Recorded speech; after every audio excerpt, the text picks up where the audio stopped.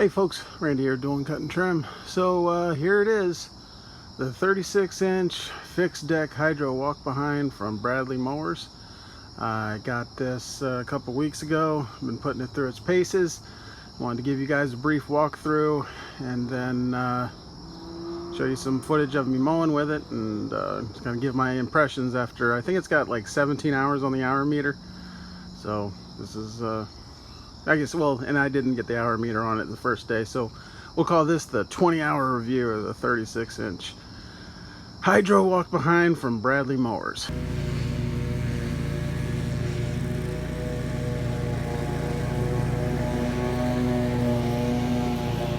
So of course, as you can see, it's pretty dirty. It's definitely been getting used, and you know, obviously my first overall impression is to say I like the machine. There were some things about it that people said I wasn't gonna like, but honestly, they were kind of incorrect. There's not everything's perfect on it, and we'll get into that. So it's got a 23 horsepower Briggs & Stratton commercial engine. Some guys online have had some not nice things to say about this engine. I'll just take their word for it that what they're saying is correct. I can tell you, as of 20 hours, it's doing just fine. Starts up very easily. It's my first twin cylinder engine. I've always had single cylinder engines, and so it's been interesting using that, because obviously a lot more power than I'm used to. My previous mower was 12.5 horsepower, so almost doubling the power, and so it's a bit more complicated than I'm used to. I'm not used to having fuel pumps. I'm not used to having what appears to be an oil cooler. I didn't know engines had that. So it'll be a little bit of a learning curve for me when I have to do maintenance on this. But it's been running great. Just the thing is, compared to my Toro, this thing sucks gas. It really uses up a lot of gas. Which brings me to, actually, honestly, I guess we'll go with our first con. The thing I don't like, the 4-gallon gas tank. Man, I know having a 5-gallon gas tank wouldn't make that much of a difference, but I feel like I am constantly putting fresh gas in this thing. With my Toro, I would fill up like, I don't know, once every 5 days. Like if I fill it up on Monday, I'd fill up again on Friday, then fill up again Wednesday. You know what I mean? Like it was never, I didn't have to put that much gas in it. But with this thing, between this thing sucking gas and this thing not holding very much gas, I feel like I am constantly putting fresh gas. Like I've been running my business for the last 5 years with a 2.5 gallon gas can on the truck. I'm gonna have to get a 5-gallon. I might even get 2, because I just feel like I am constantly going to the gas station. Not all bad, because one of the things that's really cool that I've never experienced is a fuel gauge. That is really cool and really, really handy. I really, really like that. It's yeah, pretty cool. Now, one thing that is a little bit of an adjustment for me, there's no recoil starter on here. I can't pull a string and make this thing start, but as you can see, there's a battery, because this bad boy does a key start, which is pretty awesome. Which I guess while we're here, we'll go over the controls. So when you first start the machine in the morning, you pull the choke out, fire her up, and then push her down. But honestly, if you get the mower started, like if you start a little later in the day and it's warmed up, you don't even need to do that. You can just start it up, at the full throttle. I tend to run it at full throttle, which is probably why I'm going through so much gas. I'm definitely still learning this thing, but yeah, I don't know. I do have an hour meter on it. However, I didn't get much wire, so the hour meter is actually down here, and you can see, it's got 18 hours on it. But like I said, the first day I used this mower, I didn't have an hour meter on it, so that's why we're just going to call this a 20-hour review. Now, the controls are very easy. If you've run a zero-turn mower, you know how this works. There's got a safety switch on here, which I love, and forward, backwards. You know, this one controls that wheel, this one controls that wheel. And there's a bunch of safeties in place that I really like. We've got a safety brake here. You can't start the mower if the brake's not engaged. So if I flip the safety, if I flip the parking brake off, mower won't start. So that's got to be engaged. And then the other thing, and I thought I wasn't going to like this, but I actually don't mind it at all, is the blade engagement, which also has a safety switch down here. The blade engagement I thought was going to be a pain. Not a big deal at all. Not a big deal at all. But you know, I'm a big fan of safety. You guys know this from past videos. And so, you know, I know some people, the first thing they like to do is just get rid of all the safety switches. Not this guy. I really like the fact that if at any point I go like that, the engine just shuts off. That is a really nice safety feature to have.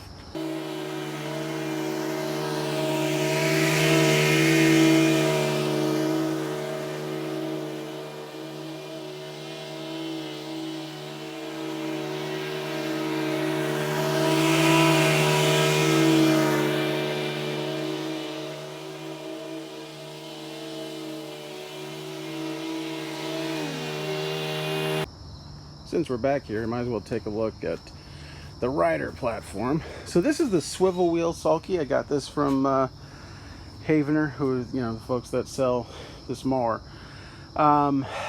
This sulky is pretty awesome. It's got some drawbacks, and I'll talk about that. But this sucker is really awesome. It definitely is a big adjustment using it, because as you can see, the sulky is in a fixed position. It always stays directly behind the mower. You're never, so you know how you're used to, like with normal sulkies and velkies, you know, when the mower starts to turn, you know, you kind of, you know, turn this way and then kind of follow behind it. Well, with this, no matter what you do with the controls of your mower, you are always directly behind your mower. So if you're used to twisting and stuff, you know, it took me in, I don't know, probably an hour or two on it before I was used to always just constantly being behind the mower. So instead what happens is the wheels swivel, you know, 360 degrees all the way around. And this is awesome, because what this allows you to do is just go forward and reverse without really worrying about anything. I mean, you just go, you know. If I want to go in reverse, I don't have to like make sure I'm staying steady or drive carefully. I can just go full blast into reverse, and I'm not worried about getting hurt, or I'm not worried about my foot getting caught underneath, or the, you know, the sulky just swinging around. It's just a big non-issue. So this swivel wheel sulky, man, very, very, very handy. The most expensive sulky that Bradley sells, or Havener sells, I'm not sure how much I paid for it though, to be honest with you. The receipt I got was itemized, and this mower with this sulky came to me shipped. This is including shipping for $3,700. So really good deal, you know. I mean, you consider what I got for $3,700. I got a brand new fixed deck mower with pretty nice sulky. Now I will say, you know, one of the pros obviously is you can just go anywhere at full speed and the sulky just goes. You know, go forward, go backwards, turn, all that stuff is fine. The two downsides I see to this sulky, and I haven't put like a, you know, normal type sulky to see the difference, but I think because this sucker is unbelievably heavy, it's easily double the weight of a regular sulky. This thing I do think kind of drags the mower, so the mower doesn't go as fast as it otherwise would. And then the other thing is, this mower does not want to go sideways on a hill. It's not a fan of doing that, and I think it's because of this machine. I mean, this sulky, because this is always staying directly behind, the mower is having to fight a lot more. So, you know, instead of the mower, like, you know, these tires, instead of these tires just trying to keep the mower up, and you just kind of are aiming, you know, the front casters are trying to kind of keep them going straight while you're going across the hill. not only are you doing that, but you got all this weight, and you know, combined with the weight of the operator pulling the mower down the hill. So I find going across hills basically impossible if I'm standing on the platform. Now it will go up and down hills, no problem. Basically go up a cliff with this thing. That's been pretty cool.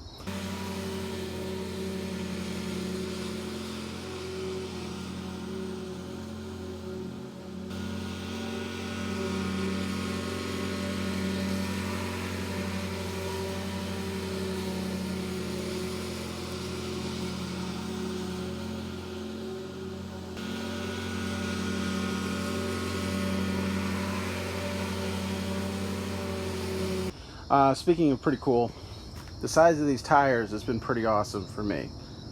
This is the size tire that I'm used to, and going from that size to this size has been pretty amazing because I'm now able to go on wetter areas without, you know, the issues of running that I was having before. So having these bigger tires has definitely been great. Another thing that I really like, actually it's on this engine, is a feature that I'd had to install on my Toro myself, and that's this oil drain plug. This is very handy. I had installed this on my Toro, but the fact that that just comes standard on here is really nice. We got a really good grass flap that I need to just take off, because you know what happens to it is over time there's nothing really stopping the flap from going all the way over, and so what has happened several times, as you can see, is the flap falls down onto the muffler. That's very frustrating. That is not a good thing. So honestly, that flap is going to come off though, because I don't use it, and something else is going there that hopefully I'll be able to reveal to you guys in the next week or two.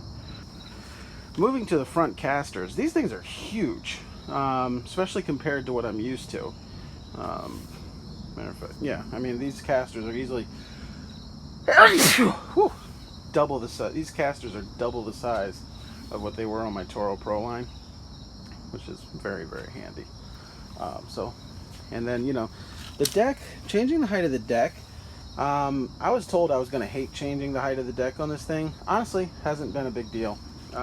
Haven't, you know, I've changed the height of the deck several times, and compared to what it was on my Toro, really annoying. I would love to have, you know, that deck height change deal that a lot of newer mowers have, where you just pull the lever and put the pin in. But honestly, this is a big upgrade from adjusting the deck on my Toro, so I'm not going to complain too much. Now, if we remove the cover on the deck, which I've already lost one of the bolts, that's great. You just loosen these up, and then this just kind of, hold on.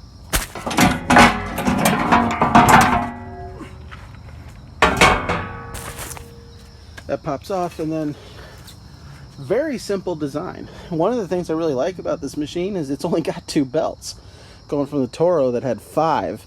Now, this is great. So even like the Toro, for the deck, you had 2 belts. You had one belt that went from here back to the engine, and then another belt that went back and forth between the 2 spindles. So it's pretty nice having that. Just, you know, simplicity. I really like the simplicity of it. Now, something that does bother me a little bit is there's no grease points on the spindles.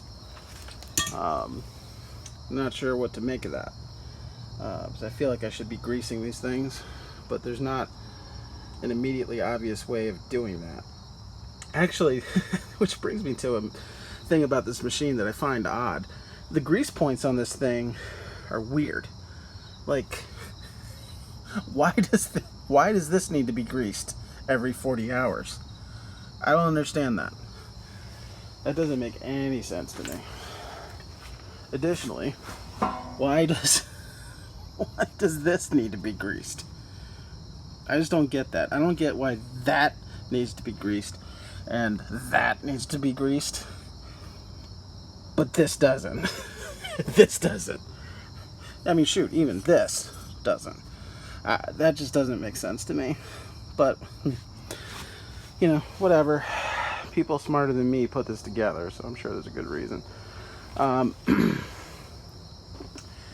use the neutral switch all the time. So, you know, when you go to pick up the mower, oh man. So when you go to pick up the front of the deck, oh, it's hard to do.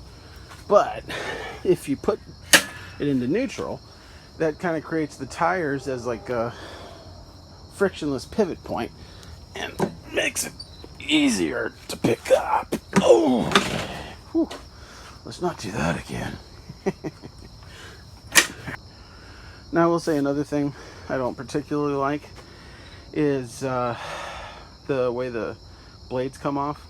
You actually have to put a 15/16 socket or wrench on the bolt that holds the blade on and up here, and then you can buzz it off. I'm not a big fan of that. You know, with the Toro, there was just a bolt on the bottom, and you buzzed that off, and then the blade came off.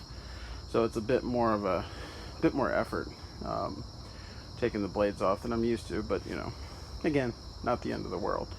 I will say, this is one of those machines.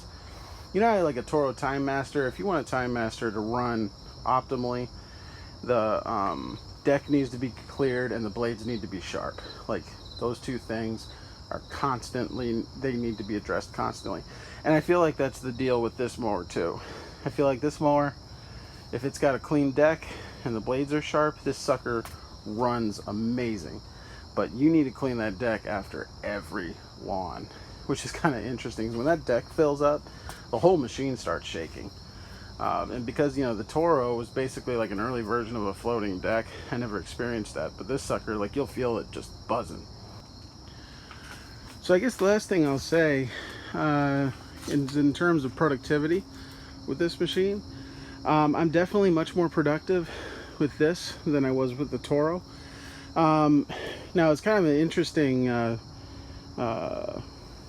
comparison of the numbers, because with the I was expecting a higher boost in productivity than I've actually gotten. Now part of it might be because I was an expert user with that Toro, you know, where I don't know, mowed probably around 5,000 lawns with that Toro.